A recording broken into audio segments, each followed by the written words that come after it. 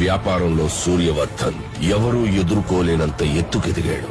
వ్యాపారాన్ని భద్రంగా కాపాడుకోవడానికి 5 పార్ట్నర్స్ ని మూల స్తంభాలుగా ఎంచుకున్నాడు. భార్గవ్, రాజేంద్ర దేశాయ్, ఆండ్రూస్, గురు పాండ్యన్. సూర్యవర్ధన్ కున్న అతి పెద్ద బలం అతని తమ్ముడు అధీరా. అతని సామర్థ్యంతో కట్టిన ఈ కోటకి సూర్యవర్ధన్ కొడుకు గరుడ చేయి తోడైంది. వారిద్దరి సారథ్యంలో కేజీఎఫ్ ఎవ్వరూ ఊహించలేనంత భద్రతలో ఉంది. యుద్ధంలో 3వ వాడి అడుగు పడింది. వాడు చెప్పుల సైజు చిన్నదైనా వాడు అడుగు పెట్టాక దారి పెద్దదైంది.